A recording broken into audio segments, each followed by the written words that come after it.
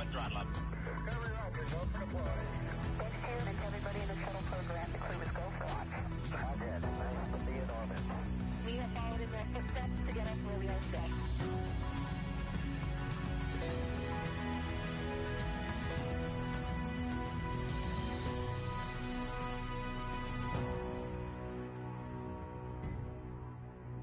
Good evening and welcome to NASA's Johnson Space Center for our Crew 9 post-splashdown news conference.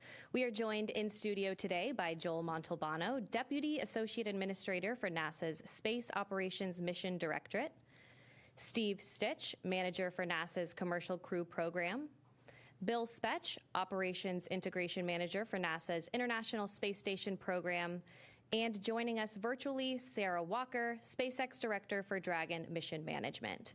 We'll be taking some questions from here in the room today and on our phone bridge today. So if you're in the room, be sure to get our attention to ask your question. And if you're on the phone bridge, be sure to press *1 to enter the queue. Before we get started, though, we'll start with some opening remarks from our panel here. And Joel, we'll start with you. All right. Well, thank you. And thank you, everyone, for being here. And for those of you tying in remotely, thank you for showing an interest in our great space program. It is awesome to have Crew 9 home, just a beautiful landing.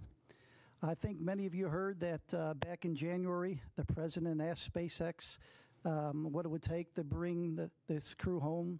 And I will tell you that at the time that question was asked, we were already looking at options of what to do with the Crew 10, Crew 9 situation and how we're going to set that up. I'll tell you a little bit, when you plan these dynamic activities, a lot of work goes into them. For example, for the landing that you guys just witnessed today, there's a number of things that we look at, a number of factors, weather being one of them. You saw great weather today. In addition, we look at the readiness of the recovery team to make sure they're ready to go. We look at the handover time on orbit between the incoming crew and the departing crew to make sure there's enough time for activities to be accomplished before the departing crew leaves. We do have the benefit of having NASA astronaut Don Pettit remaining on board. He'll be coming home on Soyuz in April, and so he'll continue the handover with the crew. We also look at the vehicle traffic, the vehicles coming and going.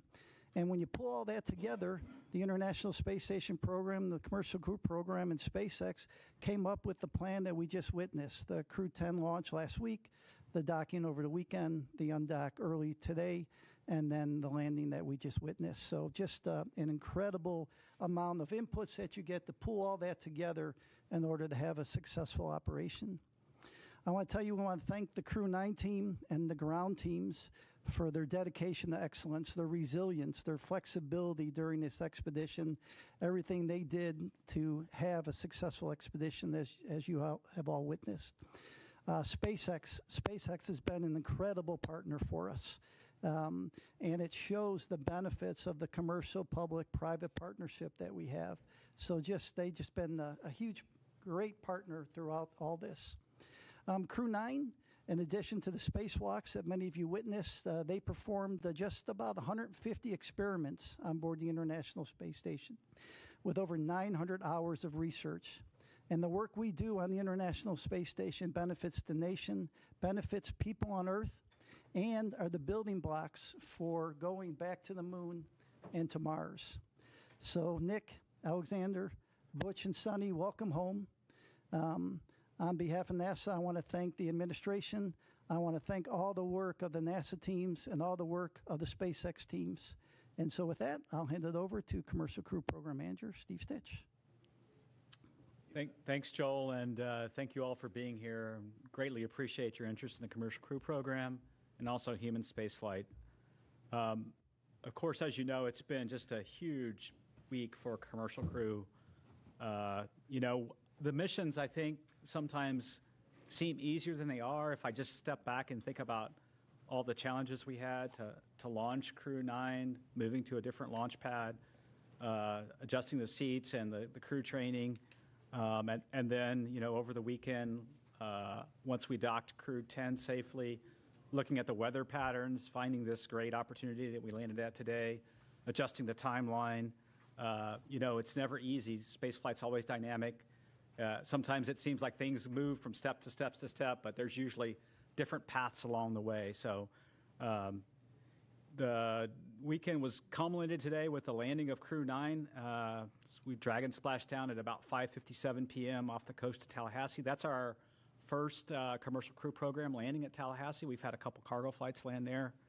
And now it's great to have Crew 9 and the Freedom capsule back home, and its fourth flight is now in the history books. Of course, we're overjoyed. I watched every crew member come out of the vehicle today. Post-landing, it was great to watch Nick, Suni, Butch, and Alexander come out of Dragon and smile and wave as they came out of the vehicle. We'll get them, they're on the ship now, we'll get them back to meet the NASA aircraft and then back to meet with their families. If you watched the weather today, it was incredible. Clear skies, real low winds, maybe 3 or 4 knots of wind, and really calm seas. You could see the dolphins swimming around the capsule, which was kind of incredible. SpaceX had a nice drone aircraft flying around and taking footage, and that was just incredible. As I said, the ops team just did a phenomenal job over the weekend, pulling in the landing to get the crew home sooner and take advantage of this great weather opportunity. Really appreciate the versatility of SpaceX, the ISS program, commercial crew program, and the flight ops team in planning out the timeline, looking at the crew's workload, determining whether we could pull this off, doing sleep shifting, all those sorts of things that made this an opportunity happen. I also want to thank our partners at the U.S. Coast Guard. They were there on scene, protecting the scene and making sure that it was safe for mariners in the area. The FAA, the Department of Defense, continuing to support us. It's great to see the teams really in action. Overall, I would say it was a really clean undocking, reentry, and landing. The Dragon vehicle performed extremely well, didn't really have any issues to work. Little things, a GPS outage that we reset a filter on and things like that. Today, the sequence went perfectly. We jettisoned the trunk, executed the deorbit burn, closed the nose cone, and did the entry. You could hear Nick call down when we finally got the vehicle back through the blackout, 4.6 Gs, and you could tell they were doing well, and then braced for the parachute deploy of the drogues and then the mains, and then have them splash down. So parachutes performed well. The whole system worked just as planned. The crew's doing great. They'll spend a little time on the recovery ship getting checked out, making sure that they're healthy and ready to go, and then eventually they'll make their way back to Houston. Again, I want to congratulate the entire NASA commercial crew program, the SpaceX team. In many ways, if I step back to last year, this has been 9 months in the making, and I couldn't be prouder of our team's versatility, our team's ability to adapt, and really build for the future of human spaceflight and looking at different ways to do business, taking advantage of one vehicle to launch a crew and then bring back the crew in a different vehicle.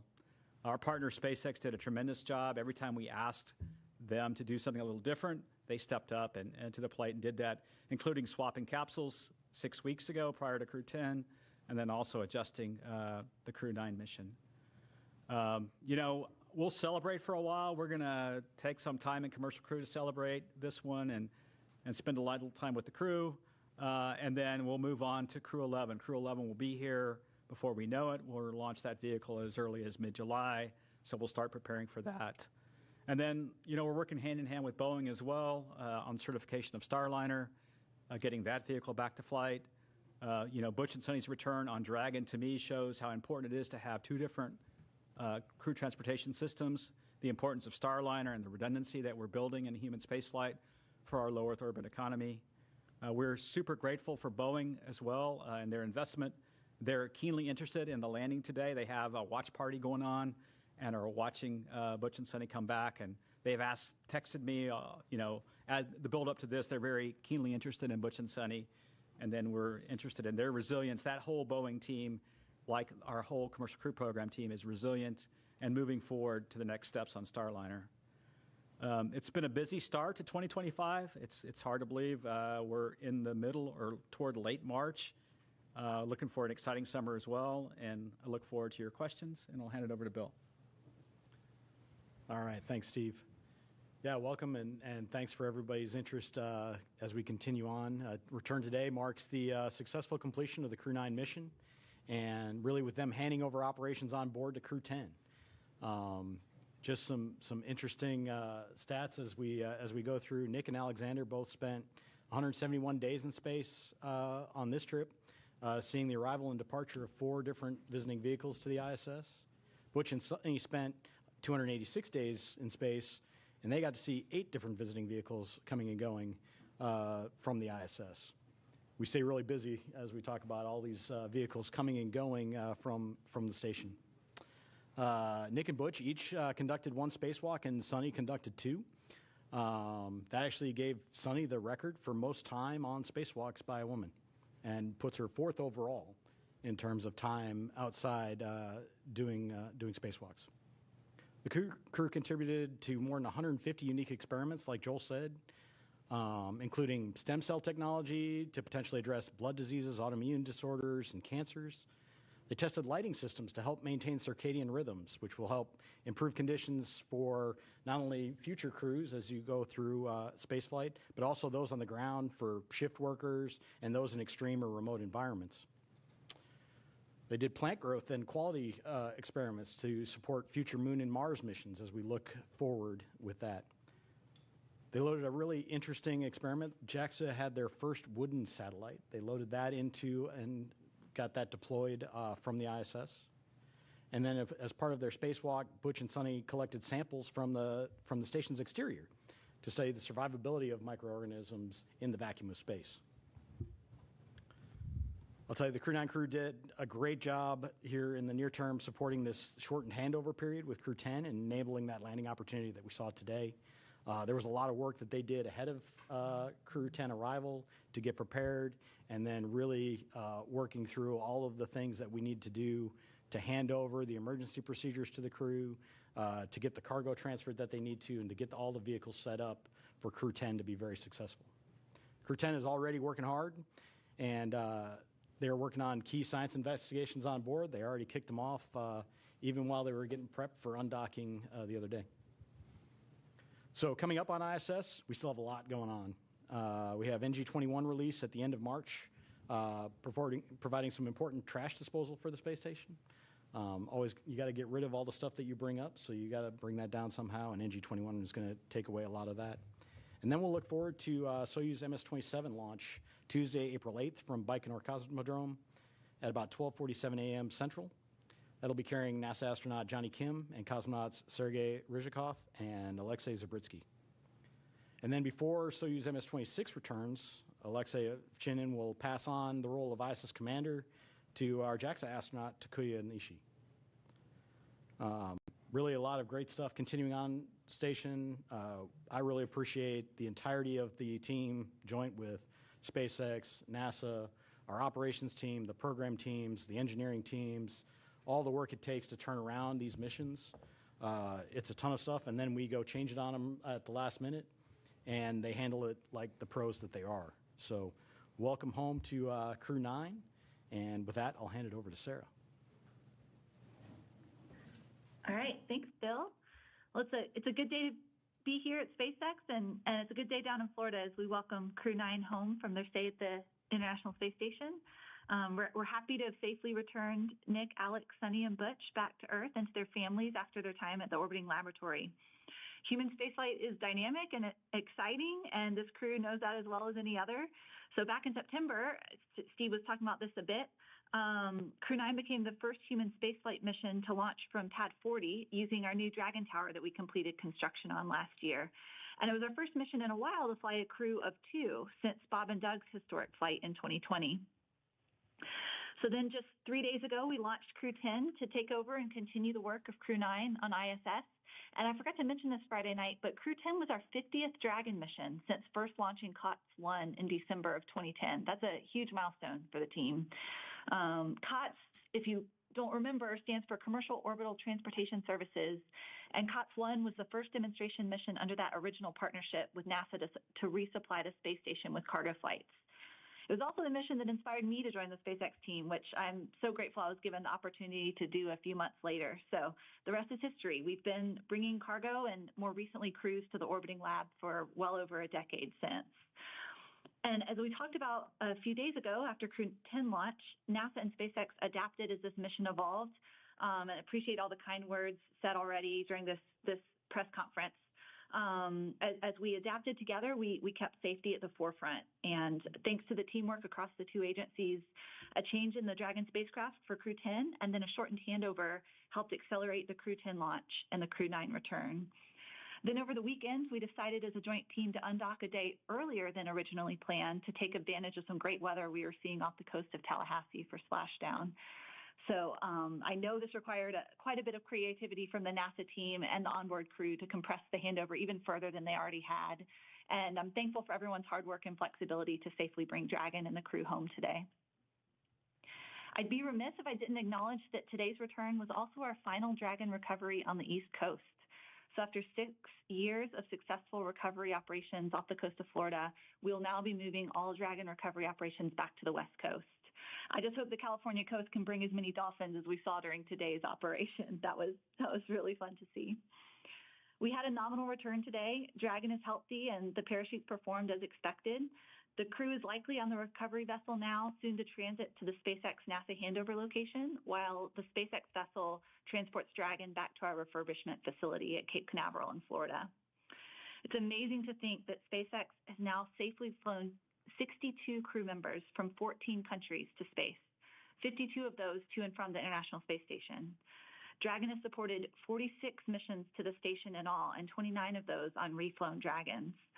I think that's enough flights that we can be really proud of what the team has built together and what we've accomplished, but always with the humility and awareness that we will continue to learn every single mission.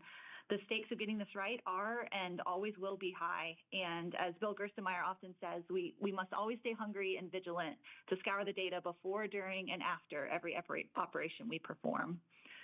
It's always an honor for all of us here at SpaceX to launch human spaceflight missions and safely return astronauts and cosmonauts as we continue to advance human spaceflight. Thanks for having me on the briefing today and look forward to your questions. All right, thank you all for your opening remarks. We will go ahead and start taking some questions in the room, so please raise your hand, Gina. Go ahead. I think this is for Steve Stitch. Crew 9's home, but the research hasn't stopped because what you need to know about what happened with Butch and Suni on orbit, that's still an ongoing medical research project. Would you kind of expand on that for me? What will you learn about their 9 months on the space station? Yeah, I think I can comment and then see if Bill has anything to add. But, every single crew member that we fly in orbit, we collect medical research data. We do various blood draws at various times during the flight, especially toward the end. Do bone density measurements in space. We look at their vision and how their vision might change over time, their intracranial pressure. We do all kinds of things. So you're right. Every single astronaut, when they come back, including Nick and Alexander, is participating in all kinds of experiments, and we're learning from all those. And I'll see if Bill has anything to add. I think you covered the vast majority of it. We look at everybody when they come home, and every duration adds to that database of knowledge of the effects of spaceflight on the human body. And so we continue to look at that across all of our crew members. Okay, we'll take another question here in the room. Mark, go ahead. Mark Strassman, CBS News. Steve, I want to pick up on something you said, which is the keen interest in Butch and Suni. All 5 major television networks cut in with live special reports following the splashdown, because Butch and Suni have arguably become America's most famous astronauts over the course of their 9-month saga. So now that they're home, now that the saga is over, what do you is the takeaway? Yeah, I think that's a great question, and I haven't probably had a lot of time to reflect. We're certainly looking at Starliner very carefully. We're in the process of looking at that vehicle, looking at the helium system. We've got some candidate seals that we're going to replace. We'll get into some testing here over the summer timeframe with what we call an integrated doghouse at White Sands. So we're looking at that. The thing I think back of this whole timeframe is how really resilient Butch and Suni were the whole time. They launched on what was going to be a short test flight with the crew flight test vehicle with Boeing. And then they moved very quickly into station increment operations, and they became seamlessly part of the International Space Station. And they did that because they're experienced astronauts, and we had prepared, right? We had flown gloves for them to do spacewalks, and we had flown a lot of components for them. So I think that shows the adaptability of crew members. And if I think forward to exploration, and maybe some harsh missions to the Martian surface someday or back to the moon. You know, the adaptability of crew members, changing the timeline for their return.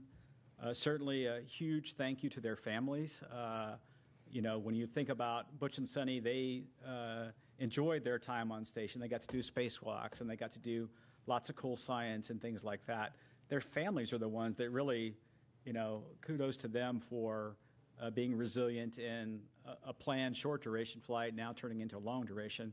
And I think back of when they went into quarantine. They went into quarantine in the April timeframe for the early May launch that we had for the crewed flight test. So the families, a huge thank you to them. I'm sure the reunion is going to be wonderful with the families. And we'll keep learning as we go and keep being adaptable in the future. Let me just add, if it's okay, it shows the flexibility of our commercial providers. The fact that they flew up on the Boeing vehicle and home on SpaceX, this is a lesson learned for NASA too, such that when we do have Boeing and SpaceX both flying on a regular basis, we need to be able to do the opposite too. If we come up on a SpaceX vehicle and have a problem to be bringing people home on a Boeing vehicle, it shows you, you know, this year I think many of you know we celebrate 25 years of crewed on the International Space Station, and just shows the flexibility we have with the space station and our commercial partners. We'll take our next question here in the room. Go ahead. Ed Lavendero with CNN. Two questions. Do you have specifics on the timeline of when the astronauts will be landing back here in Houston and reuniting with their family over the next, I'm presuming, the next few hours? And then secondly, the more delicate question is, of all the talk that we've seen over the last months that these astronauts had been, quote, stranded in space, how did that kind of talk affect you guys over the last few months in formulating a plan to get them back home? Yeah, I don't have the specifics of the timeline. I know they're going to fly back here tonight. They'll probably spend some time rehabilitating a little bit, and the doc's watching them, and then they'll rejoin their families in the next, day or so. Relative to the mission planning, I think what we did was we tried to look for opportunities to bring the crew back when it was safe to do so. And, we always had a lifeboat, a way for them to come home, all the way back to Starliner. If you remember, during the Starliner crewed flight test mission, we said if there were an emergency during part of that mission, we considered the thrusters, the service module thrusters, good enough to bring the crew back then. We then transitioned to the Crew 8 vehicle for a temporary time frame until Crew 9 arrived. So we always had a way to get the crew home safely should we need to. And then it really became, when is the right time? When is the right time to bring them back? And then when we had to swap over Dragon capsules from the new vehicle, which wasn't quite ready, we moved to Capsule 210. We figured this March timeframe was the timeframe to execute this direct handover that we just did. So for me, it's been the normal kind of planning I do all the time, looking at all the options, working with SpaceX, working with the space station program, and finding the right time to bring the crew back. Okay, we'll take another question here in the room. Hi guys, my name is Amanda Henderson. I'm with KHOU 11, the CBS affiliate here in Houston. 10 days turning into 9 months, but turning also into hundreds of hours of invaluable research that they got up there at the ISS, and also moonwalk hours. Can you talk a little bit about how, when you realized that they were going to be up there for longer than the intended time frame, they were able to transition into getting that invaluable research started? Yeah, I can start with that one, and I can let these guys add in. So even before they launched, because we knew they were flying on a test mission, we provided all the training for the stay on ISS that they would need to be a long-duration crew member. We flew the equipment. Every crew has unique equipment that they need to do a spacewalk, and we made sure we had that up there.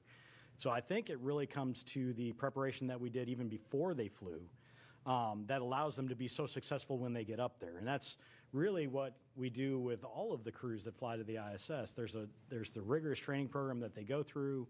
They're prepared for things. They have a lot of skills-based training that goes on so that they know how to do the basics of everything. And then we have an outstanding team on the ground working with them. They get to work directly with the scientists in a lot of cases on experiments that help walk them through what they're doing, video downlinks. We have a lot of different ways to kind of help them through, and it really just enables everything that they then do on board in an effective manner. But it all starts with that preparation that we did ahead of time, knowing that we have a test mission coming.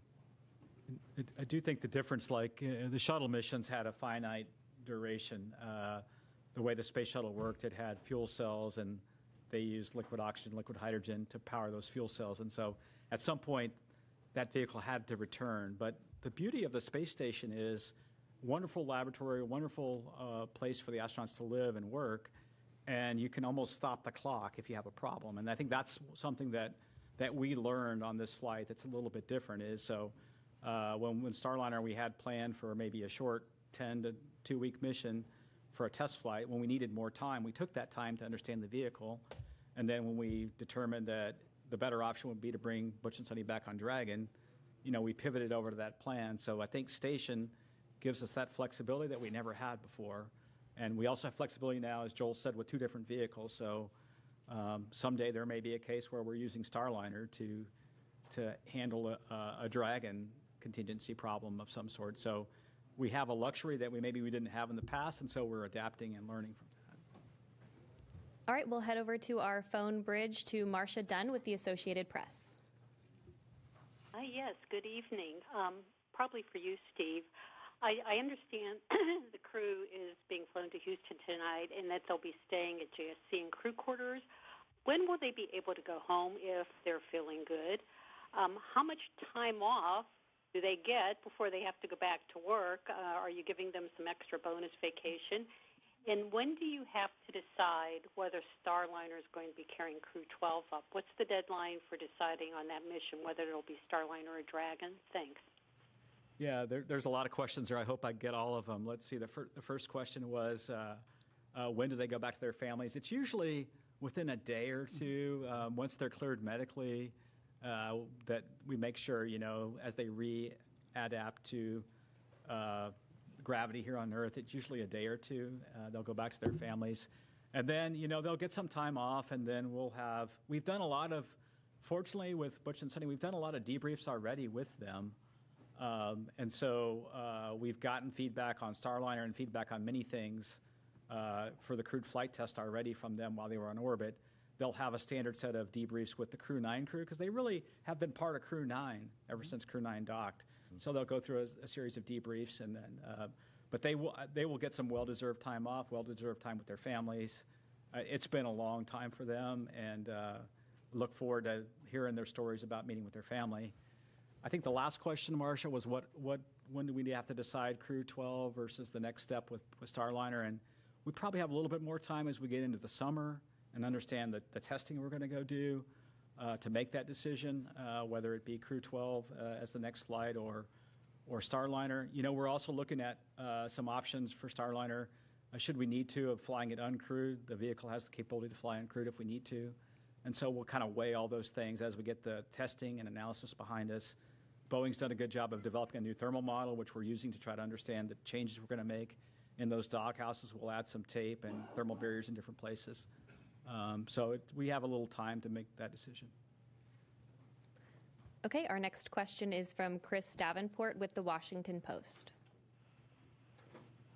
Hey, everyone. Thanks for taking my question, and congrats on a successful end to the mission for Steve Stitch. You had mentioned your discussions with Boeing, and I'm just wondering, has Boeing given you a 100% commitment that they are sticking with the program, just given the enormous costs they've had to eat? And is NASA doing anything to incentivize them to stay? You just mentioned an uncrewed flight, for example. Thanks. Yeah, Boeing, all the way up to their new CEO, Kelly, has been committed to Starliner. I can see that in the way they're approaching their solution to the problems. They're taking the time to understand the leaks we had in the helium system and testing some new seals that we may field in those flanges. The same thing with the test plans that are multifaceted for the thrusters, some testing of the Teflon material, integrated testing at White Sands.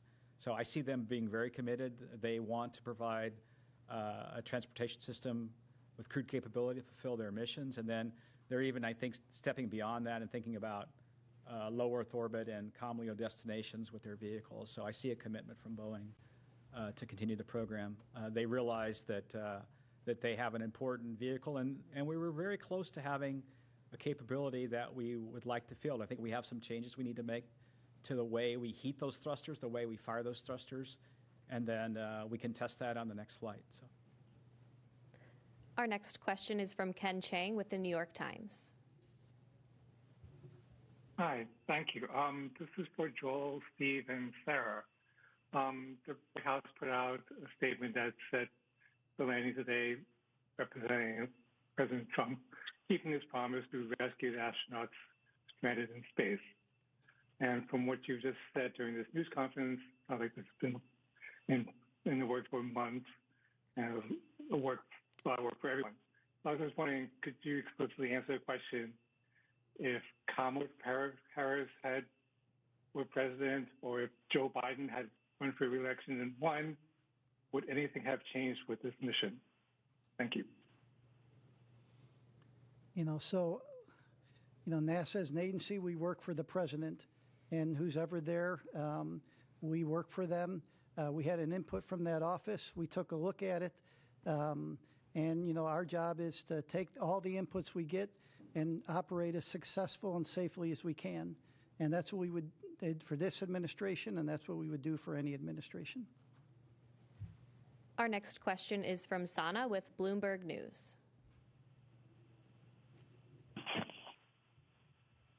Hi, thank you so much for taking my question. I had another question regarding Boeing. I know you just mentioned that you're looking at options for an uncrewed mission.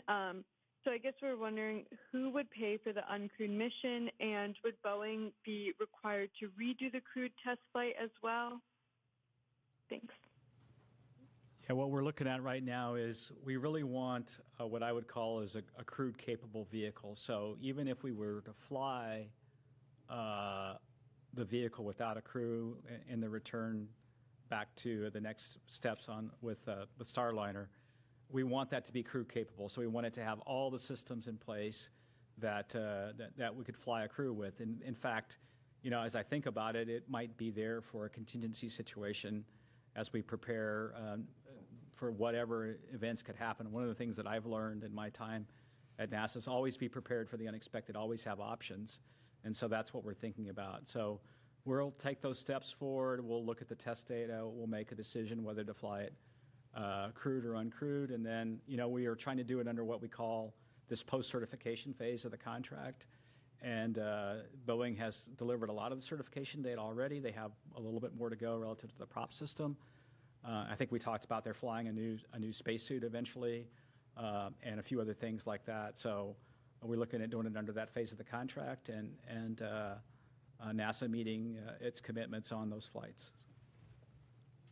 Our next question is from Will Robinson-Smith with Spaceflight Now. Hi, thanks so much for taking the time to talk with us today, and congrats on the splashdown of Crew 9. Maybe just following up on Ken's question to Joel and Stitch and Sarah. Obviously, as you've discussed tonight and over the last several months, the plan has been established for some time on how to bring Butch and Suni back to Earth. But barring them returning on the seats that were added on the Crew 8 Dragon spacecraft, had the decision been made to try to bring them back any earlier, was there a Dragon spacecraft that would have been available to operate that mission prior to the Dragon that we just saw support the launch of Crew 10? Thanks. Yeah, the earliest Dragon that we had to go fly the mission really was this capsule 210.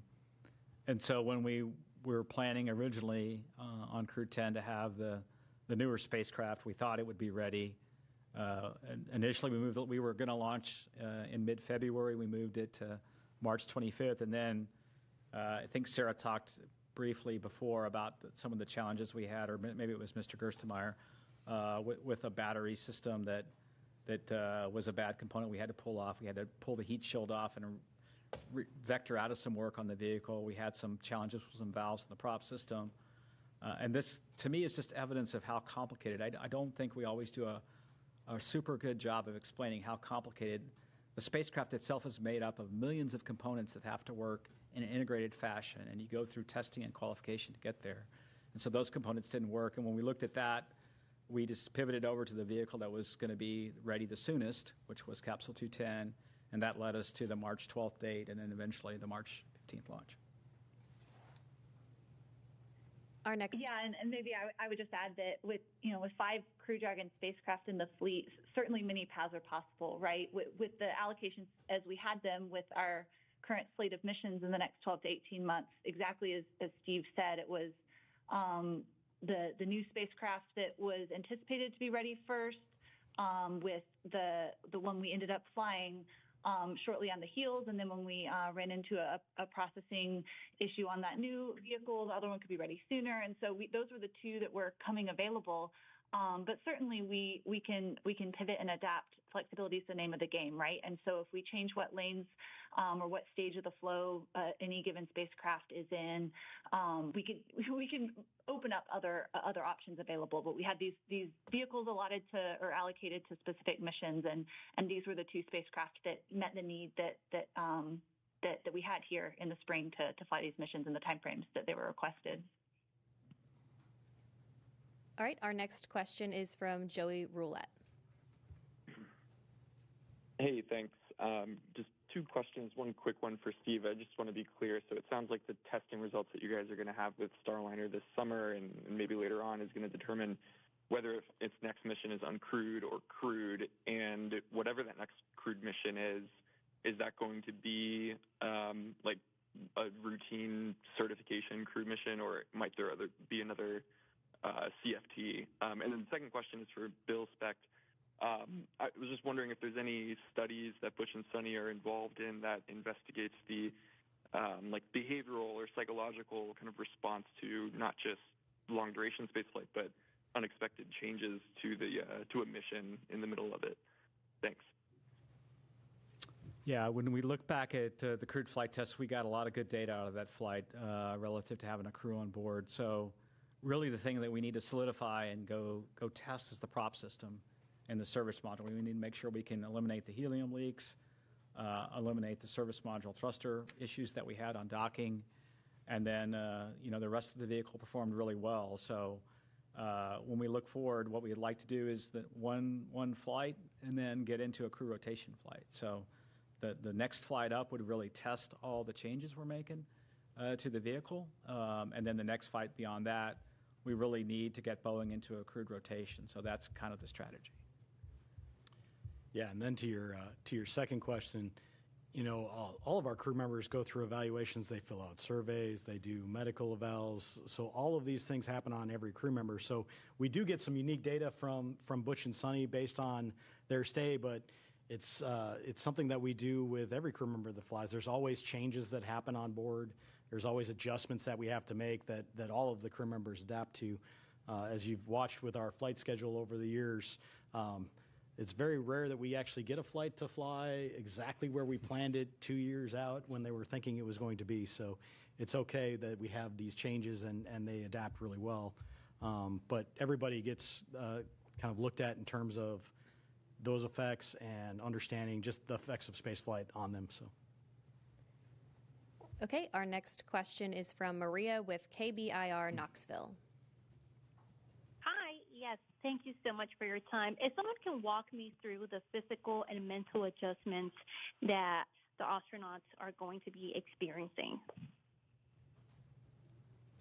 I can try and see if Bill and Joel have anything to add. When they get back, the body is an amazingly adaptable. The one thing that the body will struggle a bit with is the inner ear and the vestibular response in microgravity. When you transition from 1G here that we're sitting in this room to then in space, the inner ear can get a little disturbed because gravity's not pulling the fluid down and the little hairs inside the inner ear. And so the crew can take a little while to get to adapt to microgravity. That same thing happens in reverse when you land back on Earth. The human body was adaptable and was used to being in microgravity. Now the vestibular response is such that you feel disoriented, you may feel a little dizzy, you may have trouble getting up. And then, of course, physically, their body, when they were operating in space and doing operations inside the various modules, their muscles weren't working as hard, their heart wasn't working as hard, and so there's a muscular and cardiovascular kind of reconditioning that has to happen. And so that's what's happening now. And then, there's a little bit of response coming back to 1G. In space, I could let this pin, release this pin, and it's going to stay right where it is. And, in 1G, if I release the pin, it falls. And so there's a little bit of that the crew has to get back and learn the skills back here on Earth again. So. Okay, our next question is from Jackie with the Times of London. Hello, and thank you. I'm sorry if this is a really frustrating question because I know there's so much good work done on this mission, but there has been a fictitious narrative woven around it by prominent people who are hard to ignore. Why has NASA not pushed back more emphatically against that and against the use of astronauts by one of its commercial contractors as political pawns? And what's to be lost by simply correcting that narrative for the sake of the public who have paid for the mission? Thank you. I would say, our job at NASA is to successfully and safely fly these missions. We fly it with the laws of physics, and we fly it with our commercial partners. And so oftentimes there may be things out in the press that may not be exactly what's happening.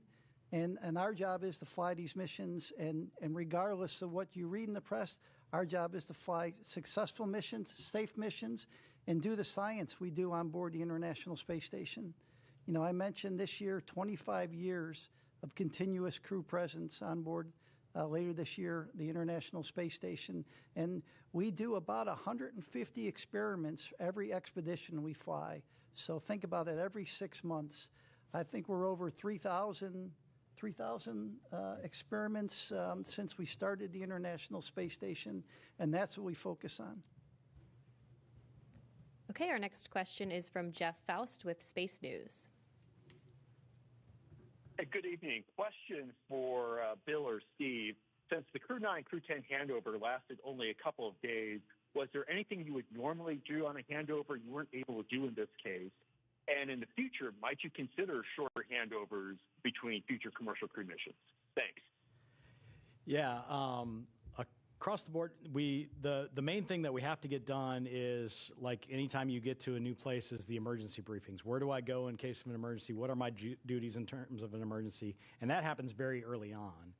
And then the follow-ons are more of the general, hey, where did you guys put this thing? Or where did you put that? Where did you leave this wrench when you get up there? Because you can imagine the size of the space stations is so large, and there's a lot of stuff up there. So a lot of the handover that we do with the crews is more set up to be an efficiency gain. And that really helps them be more effective when they go and get the tasks done that we need to.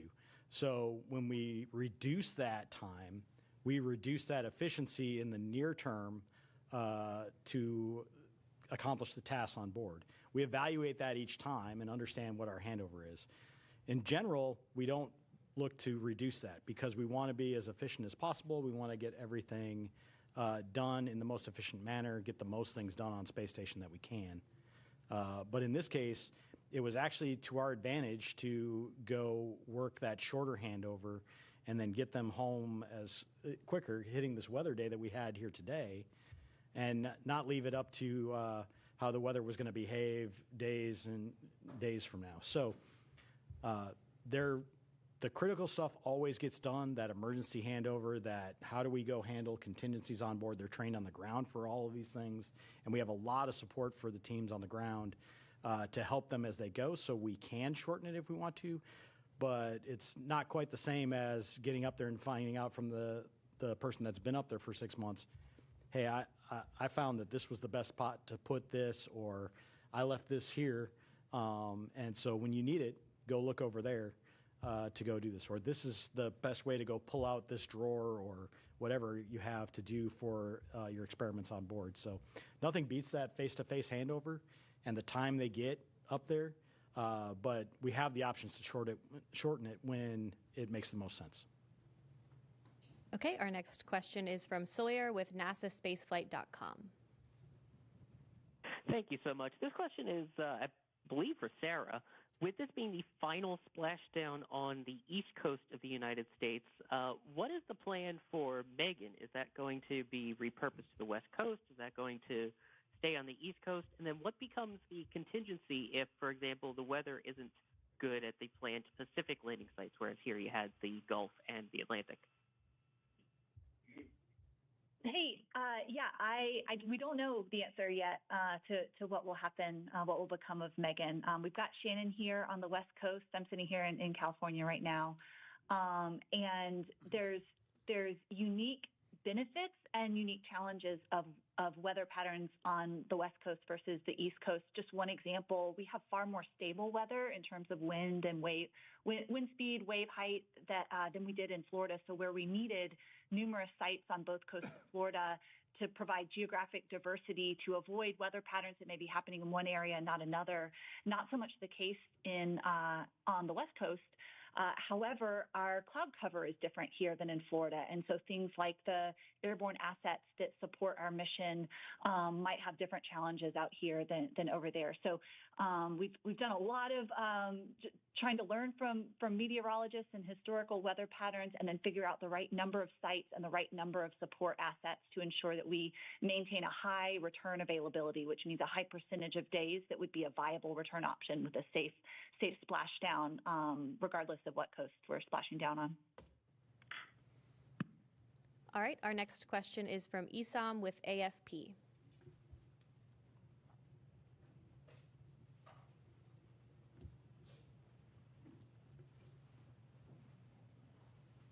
If you're talking, we can't hear you. Oh, sorry about that. I was on mute. A couple of quick questions. Steve, you mentioned that they'd be released to their families in a day or two, but they're still going to be going through with rehabilitation for quite a while, right? If you could discuss that. And the second question is just a bit broader to follow on from some of my colleagues. As Steve confirmed that, Crew 10 was the designated mission that this could happen, could you help us sort of square that circle that, with praising the administration for accelerating the timeline?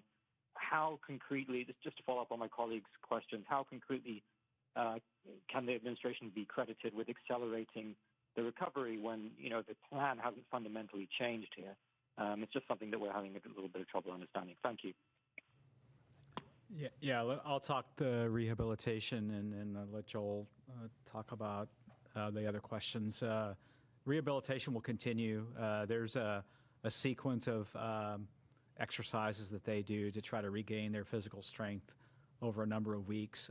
It's a pretty standard protocol that they go through post-landing to recover. It's well documented, well practiced, and the docs and the trainers that do this work will kind of follow each crew member, whether it be Butch and Suni or the others. We talk about Butch and Suni because they had a 9-month stay, but the others had 171-day stay or so, which is pretty typical of what we've had. And I'll let Joel handle the other questions. And so you were asking the input from the administration. So I think Ken Bowersox said it well the other day. It excited the system, right? It gave us some energy in the system. But the other input was to do this successfully and safely. And that's why I talked about all the different inputs that you get. We got the input from the White House, but you also have to look at the vehicle readiness. We talked about looking at weather. We talked about recovery team, handover, the vehicle traffic going to and from the International Space Station. So when you put all that together, we came up with, I thought, a pretty good plan that the teams executed over the last 4 or 5 days. All right, we'll take the next question here in the room. Darlene Ferris with Fox 26 Houston. I was just wondering if any of the experiments or tasks, was there anything that was able to be done due to the unexpected extra manpower with them on board that wouldn't have like a benefit to having the extra people? So we once Crew 9 arrived and Crew 8 departed, we were at our normal crew level, so we managed within the normal kind of cadence that we did there. But before that, we absolutely took advantage of Butch and Suni being there and having the extra hands. We had some maintenance activities that had to be done over the summer that would have potentially taken away from some of the science that we were doing that we didn't have to take away from that time because of the fact that we had the extra hands there. So it was great having them there over the summer as extra hands to help out with a number of activities going on. Okay, we'll take our next question here in the room. This may be premature, but initial reports from the recovery ship just about their condition and how they're doing. Has anybody heard? I haven't heard anything specifically from the recovery team, but just in looking at the way as they came out of Dragon, they all looked very healthy. You could tell they all looked like they were feeling about normal for the landing and recovery phase where their body's trying to readapt. So, yeah, I haven't heard any reports of anything other than that they're doing well. So I saw a lot of smiling and waving. Yes, yes. Okay, our next question is from Ellen with thedailymail.com. Hi, thank you guys so much for taking our questions tonight. This question is for Joel. Barry Wilmore's daughter spoke out on social media and blamed politics and negligence for her dad's delayed return. We know that President Trump and Elon Musk both said the previous administration didn't want to bring the Starliner crew back for political reasons. Can you comment on these claims? Yeah, so I wasn't involved in any conversations with the previous administration. It was clear we have a request from the current administration, and the results you saw is what we saw today with the landing of Crew 9. Okay, we'll take our next question here in the room. Have you guys gotten a chance to talk with the families of Butch and Suni? And I mean, I'm sure just being able to see them wave and smile today is a huge relief for them, but they've been in quarantine and up in space for almost a year. How are they feeling with everything? Yeah, I haven't talked personally to the families, but I know the astronauts have a great support system. In other words, they're able to effectively FaceTime with their family and keep in touch with their family. I'm sure Butch is looking forward, and Suni both coming. Easter's coming up, and there's graduations coming up, and there's lots of family activities coming up that the timing's probably pretty good for. So I haven't had a chance to talk to the family. So my guess they had bigger smiles than the crew members. Yes. Okay, our next question is from Mike with space.com. Thank you, guys. This is probably for Sarah. I was just wondering, were there any different approaches that you guys took with this Dragon to kind of meet this faster deadline, or this, and if there were any kind of changes to the processing, are those things you can take into future missions? Hey, no changes to the processing, and actually, if you're able to go back and listen to Friday night's briefing, I think Steve also shared a little more detail about that. But similar process. It's just a matter of doing a little bit of Tetris within our facilities of what vehicles are going into what tests or what operations in the pre-launch processing flow first. So we certainly did that. There's a few items of hardware within the vehicle that are unique to the specific crew flying. For example, we have small, medium, and large seat buckets installed in each of the 4 locations, and then custom foam for each individual to further customize their experience. And so there was a little bit of just doing the tally on the unique hardware and making sure it was all okay to be used for this mission, but nothing unique to the actual processing flow itself. Okay, our next question is from Carolyn with Fortune Magazine.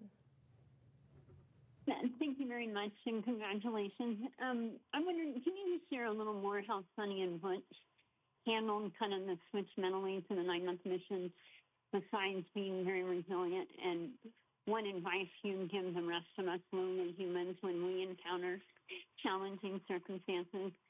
And then maybe just talk a little more about the physical repercussions with respect to radiation, effects on the heart and cornea, that kind of thing, and how how we go about planning to protect against that when we think about missions like to Mars and extended stays? Thanks. I can start, and then the other guys could ask. You know, before an astronaut flies, we talk to the crew. The crew members are talked to about extending. Hey, you may be assigned for a 6-month mission or an 8-day mission in this case, and you may be extended. Frank Rubio was an example, right? Mark Vande Hei was an example. So this isn't the first time that people are flown. Clearly their mission was much shorter than those other missions, but the crew members are talked about, hey, what would you do if you had to be up there for a year? So they mentally prepare before they launch, and they talk to the other crew members that have flown for these long duration missions. And so the teams are preparing. We do different things on the ground. If you're there a little longer than normal, maybe you'll have some extra family conference times, or maybe a half day off after a certain amount of time on orbit. And so we had experience from past crew members, and we made changes in the operations and how we do that. And so let's see, Bill, if you want to add anything to that. Yeah, I think the other question was, really on kind of the effects of space on people in general, and when you change the duration on them. We look at every crew member when they're going up and making sure that we feel confident, even if their mission had to be extended, that they're up for it and that they've got, I think, the time allowable, I think, for them to stay in space and to go through that. We monitor everything on board. We keep an eye on things like radiation. We keep an eye on things like solar activity that can affect that. We keep an eye on the rest of the environmental factors on board, whether it be the carbon dioxide levels, the CO2 levels, the contaminants that we have on board. We have scrubbers and filters and things that take that out. So we do all the things that we would normally do to manage that for crew and minimize their exposure to anything that could be considered harmful. And then we limit the times to the best of our ability that we can up there. Our next question is from Marcia Smith with spacepolicyonline.com. Thanks so much. Steve, you mentioned that Crew 11 might launch as early as July, which seems like a pretty short interval for Crew 10 to be up there. Could you talk about what's driving you to launch as early as July? And will either of the astronauts who are bumped from Crew 9 be on Crew 11, Stephanie Wilson or Zena Cardman? And which capsule will they be flying? Let's see the timing for that mission right now. Originally we were going to fly that mission. We had been, if you look at historically, our rotations have been in February and August. There is a particular SpaceX cargo flight, CRS-33, that has the ability to do some reboost for the space station, and that needs to fly in that late August, early September timeframe. And so we moved our handover up. That boost trunk is what we call it, will be there for a large part of the fall timeframe. So to get all the propellant used on that mission. So that's why we looked at moving it up. Right now we think we'll fly probably the capsule 206, which is our fleet leader. It'll be on its 6th flight. We'll continue to work that with SpaceX. You have to remember with Space Station, one of the critical consumables is docking ports. We have 2 of those docking ports. And so once we fly that CRS-33 mission with the boost trunk, one of those docking ports will be tied up for an extended duration. And we like to do this direct handover. We like to ensure the new vehicle is there, the new crew's there, before we undock the astronauts that have been there for the increment in progress. And so when you put all that together, it drove us to look at right now, mid to late July. Of course, things can change over time, but that's kind of what we're looking at. We'll kind of pivot over to that once we complete the debriefs for Crew 10. So, our next question is from Will Robinson-Smith with Spaceflight Now. Hi. Taking a question from us. Question to Steve Fitch.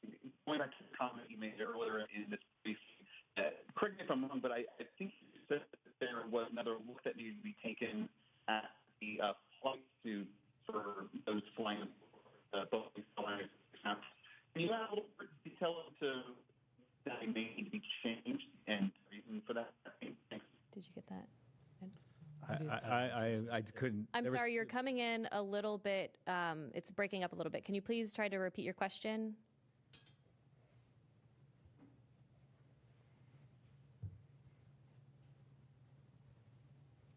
Operator, if you could please unmute the participant.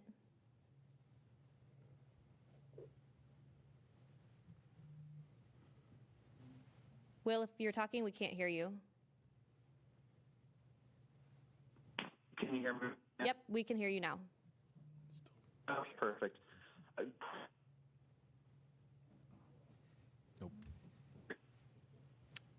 I'm sorry, we keep losing you. If you could just follow up with us after this news conference, we'll be happy to get a response over to you from the panel up here. But for now, that'll do it for our press conference this evening. Once again, Crew 9 is safely back on Earth. And as always, you can follow NASA and all of our missions on nasa.gov. Thanks for joining. We'll see you next time.